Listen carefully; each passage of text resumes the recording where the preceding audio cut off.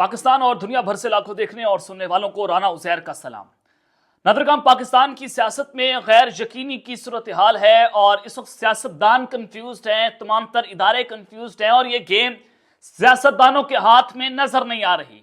Unfortunate 15-16 माह के अंदर जो पाकिस्तान में इन लोगों ने गुल खिलाए उससे इनकी क्रेडिबिलिटी भी वाज़ेह हो चुकी है। इस वक्त इनकी जो इनके अंदर जो अवाम की खिदमत करने का जज्बा था, और आज ये तमाम तर लोग बैठकर इतराफ़े जुर्म कर रहे हैं कि 15-16 माह में हम पाकिस्तान की अवाम को रिलीफ नहीं दे सके और पाकिस्तान को डिफॉल्ट के किनारे पर इन लोगों ने पहुंचा दिया है। तो इस सब के अंदर जनाब खतरे की घंटियां बज उठी हैं और तसादुम का खतरा बढ़ता चला जा रहा है। उनके अलर्ट भी जारी हो चुके हैं क्योंकि सुप्रीम कोर्ट ऑफ पाकिस्तान में एक बहुत अहम केस लगा हुआ है। वो केस है फैजाबाद धरना केस, और इस हवाले से ये केस खतरनाक रुख इख्तियार कर चुका है क्योंकि इस केस में साबका मिलिट्री क़यादत के नाम भी शामिल हैं। और जनाब मिलिट्री क़यादत ने एक बहुत बड़ा सरप्राइज दिया है। आज सुप्रीम कोर्ट पाकिस्तान में क्या कुछ होता रहा, चीफ जस्टिस काजी फाइज ईसा ने तमाम तर गेम खोल कर रख दी है और अचानक से जो उन्होंने बात कर दी है कि फैजाबाद धरना केस का मास्टरमाइंड कौन था उसका नाम बताया जाए, इसने एक नया पिंडोरा बॉक्स खोल के रख दिया। इस हवाले से बड़ी इंपॉर्टेंट डिटेल्स हैं, वो जनाब मैं आपके सामने रखूंगा। इमरान खान साहब को जहर देने का मामला है और ये इंकशाफ उनके वकील की जानिब से किया गया स्लो पर्सन की शक्ल में। क्या उनको जहर दे दी गई है? जेल से क्या खबर इस वक्त सामने आई है, वो भी एक बहुत इंपॉर्टेंट खबर है। अब तक ये तमाम तर डिटेल्स आपके सामने रखनी है, लेकिन अगर आपने चैनल को सब्सक्राइब नहीं किया, चैनल को बाद में सब्सक्राइब कर लें, बेल आइकन को दबा दें, आने वाली तमाम तर अपडेट्स आपकी खिदमत में बर वक्त पेश होती रहें। नादरकाम, सबसे पहले तो आपको बताना ही चाहता हूं कि इमरान खान साहब को जेल में कौन कौन सी सहूलियात मिल रही हैं उसकी तफसील सामने आई है। वो तफसील जरा आपके सामने रख देता हूं। और ये जियो न्यूज़ की रिपोर्ट है जो आपको मैं पढ़कर सुना रहा हूं कि इमरान खान को जेल में 10 टीवी चैनल दिखाए जाते हैं और हर घंटे बाद चैनल तब्दील कर दिया जाता है। इमरान खान को बेड, मैट्रेस और अखबार की सहूलत भी दी गई है और वर्जिश करने के लिए साइकिल और लोहे का रॉड भी लगाया गया है। जेल में वॉक करने के लिए 20 फुट का सहन भी मौजूद है और खाना पकाने के लिए बावर्ची भी दिया गया है।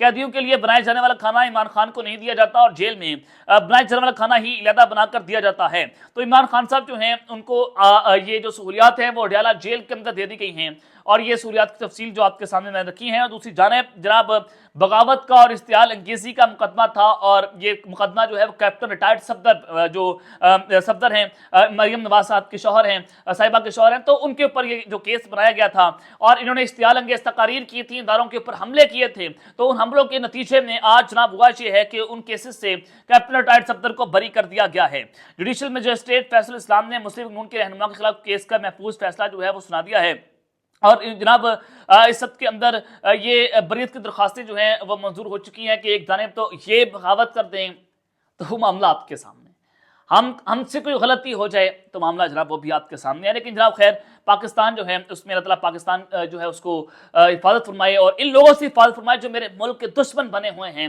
ये जो सियासतदानों की शक्लों में हम लोग देख रहे हैं कि जो कि भी बारियां लगाने पाकिस्तान आते हैं और इक़्तिदार इंजॉय करके ये लंदन भाग जाते हैं, अल्लाह ताला इन लोगों से हिफाजत हमारी फरमाए। तो सबके अंदर 9 मई के वाक़यात पाकिस्तान में हुए और इन 9 मई के वाक़यात में मुलव्विस 4 पाकिस्तान तहरीक इंसाफ की रहनुमाओं की जायदादें जब्त करने का हुक्म भी जारी हो चुका है।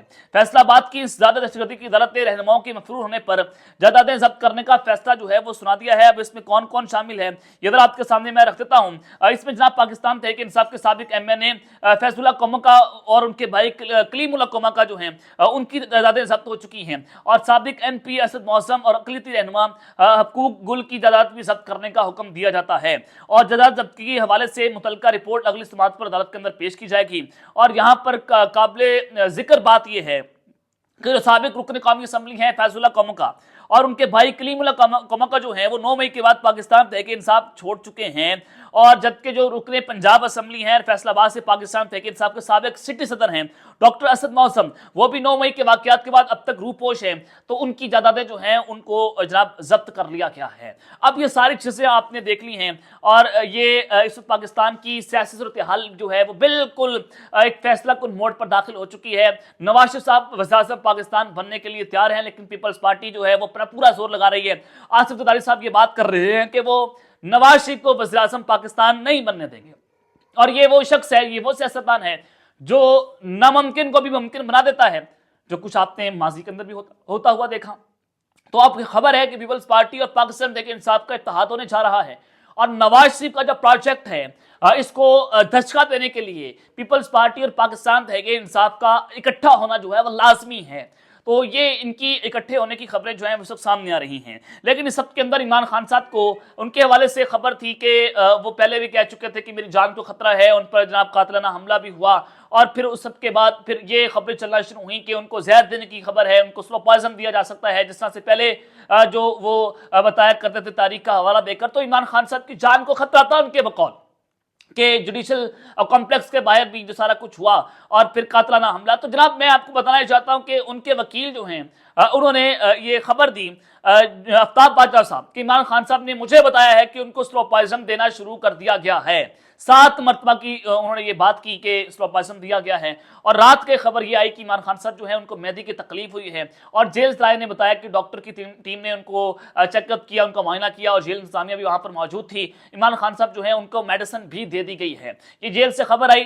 اب جب ہوا ہے کیا باقی عمران خان صاحب کو زہر دے دیا گیا ہے، یہ سارا معاملہ کیا ہے، یہ اس وکیل شراحت احمد رانا صاحب جو ہے ان کا ویڈیو پیغام جو ہے وہ بھی جاری ہوا ہے۔ وہ اپنے ویڈیو پیغام میں عمران خان صاحب کو زہر دیے جانے کی خبروں کی تردید کر رہے ہیں کہ عمران خان صاحب کو کسی بھی قسم کا کوئی زہر نہیں دیا گیا۔ میں نے اپنے پچھلے ویلاگ میں یہ سوال اٹھایا تھا، یہ کوشچن ریز کیا تھا کہ کیا عمران خان صاحب جو ہیں وہ پاکستان چھوڑنے جا رہے ہیں، کیا اس کے لیے سارا جو ہے وہ ایک پورا نیریٹو بلڈ کیا جا رہا ہے کہ عمران خان صاحب ڈیل کرنا چاہتے ہیں، یا عمران خان صاحب ملک سے باہر جانا چاہتے ہیں؟ یہ ایک بہت اہم سوال ہے۔ اب تک کی رپورٹس کے مطابق عمران خان صاحب نے ابھی تک کسی بھی قسم کی کوئی ڈیل نہیں کی، نہ وہ پاکستان چھوڑنے جا رہے ہیں، لیکن نیریٹو بلڈ کرنے کے حوالے سے یہی جو نیریٹو جو ہے وہ نواز شریف صاحب نے بلڈ کیا تھا کہ ان کی جان کو خطرہ تھا، وہ سیڑھیاں بھی نہیں چڑھ سکتے تھے، تو یہ سارا معاملہ تھا، اور وہ جناب طیارے سے پاکستان سے لندن بھاگ گئے اور 4 سال کے بعد پاکستان آئے، ان کو بھی وزیر اعظم کا پروٹوکول مل چکا ہے۔ تو یہ تاریخ رہی ہے، تو اس سے ہم جو ہے اس کو مسخ نہیں کر سکتے۔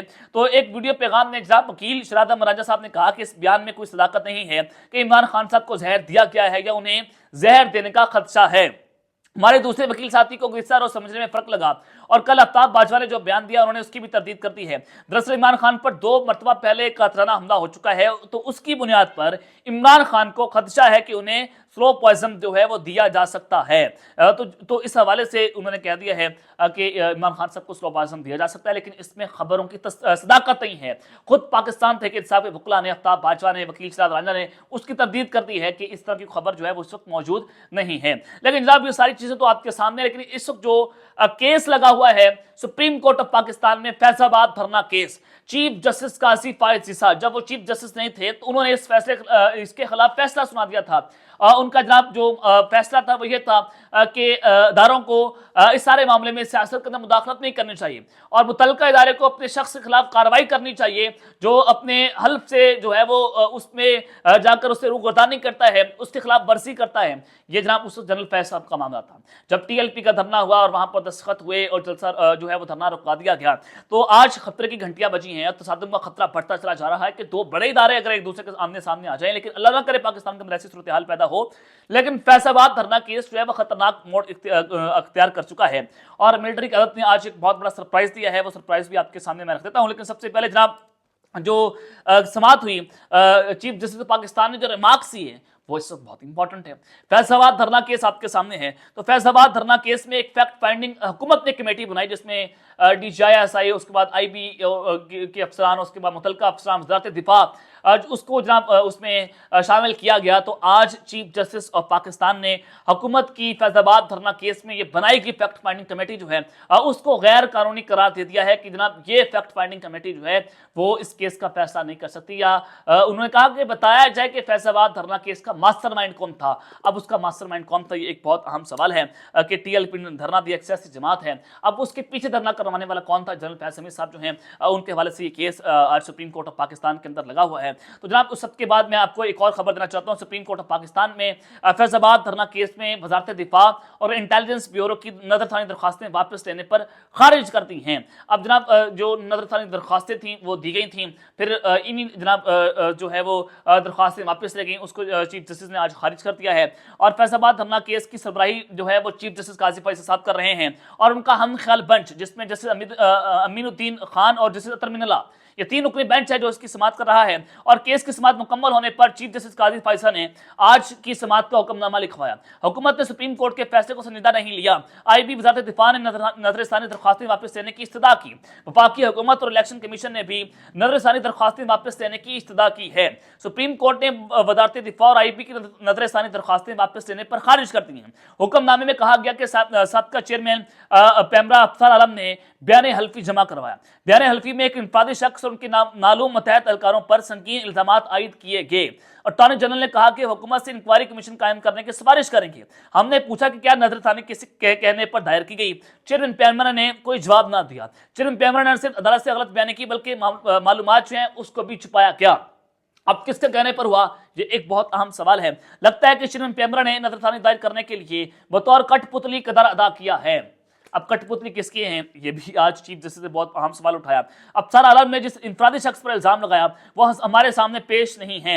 अगर हमारी वफाकी हुकूमत कमीशन तश्कील देता है तो अफसर आलम ने कहा कि वो पेश होकर बयान देंगे। अफसर आलम ने कहा कि जिस शख्स पर इल्जाम लगाया गया अगर वो जिरा करे तो भी कार्रवाई का हिस्सा बनूंगा। पीटीआई की नजरसानी दरख्वास्त वापस लेने की बुनियाद पर खारिज की जाती है। सुप्रीम कोर्ट के हुक्मनामे में मजीद ये कहा गया कि अटॉर्नी जनरल ने इंक्वायरी कमीशन का इंतजाम नोटिफिकेशन पेश करने की मोहलत मांगी है। तो अटॉर्नी जनरल ने कहा कि वफाकी हुकूमत फैसला तस्लीम करती है और अमल दरामद के लिए तैयार है।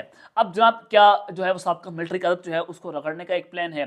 चीफ जस्टिस काजी फैसल के बड़े सख्त किस्म के रिमार्क्स हैं और ये 4 साल इस केस को क्यों लटकाया गया, ये भी एक बहुत अहम सवाल है जो मैं आपके सामने रख रहा हूँ। और चीफ जस्टिस काजी फैसल साहब जो है बड़े गुस्से के अंदर दिखाई दे रहे हैं और उन्होंने कहा कि मैं ज़िया उल हक को सदर नहीं मानता, आइंदा इस अदालत में दोबारा उनको सदर मत कहिए।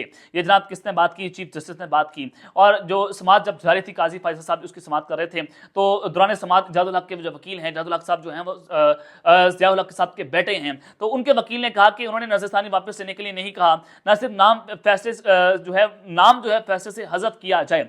इस पर चीफ जस्टिस ने कहा कि जादुल हक के आर्मी चीफ ज़िया उल हक के बेटे हैं और जादुल हक के वकील ने कहा कि उनके वकल के वालिद सदर पाकिस्तान थे। तो चीफ जस्टिस ने कहा कि मैं उनको सदर नहीं मानता, बंदूक की नोक पर कोई सदर नहीं बन जाता, आइंदा इस अदालत के अंदर ज़िया को दोबारा सदर मत कहिए। जादुल हक के वकील ने कहा कि आइन में दर्ज है कि ज़िया उल हक सदर थे। इस पर चीफ जस्टिस ने कहा कि ज़िया उल हक वही शख्स है जिसका नाम आइन में लिखा हुआ है, वक्त नहीं है मालूम होता, लेकिन ज़िया ने लिखवाया है कि वो सदर है, उनके 5 साल तो पूरे नहीं हुए थे, तो क्या आइन के खिलाफ भर्सी हुई थी। और अटॉर्नी जनरल ने अदालत को बताया कि 18वीं तरमीम में ज़िया उल हक का नाम आइन से निकाल दिया गया था। तो ये सारी चीज़ जनाब आपके सामने है कि ये केस बड़ा खतरनाक सूरत हाल इख्तियार कर चुका है। साबिक आर्मी चीफ, साबिक मिलिट्री कदर जो है वो इस पर निशाने पर रही है। अल्लाह ताला पाकिस्तान की हिफाजत में अब तक के लेते हैं। अपना ख्याल रखिएगा और इस का अपना ख्याल रखने के बाद पाकिस्तान जिंदाबाद।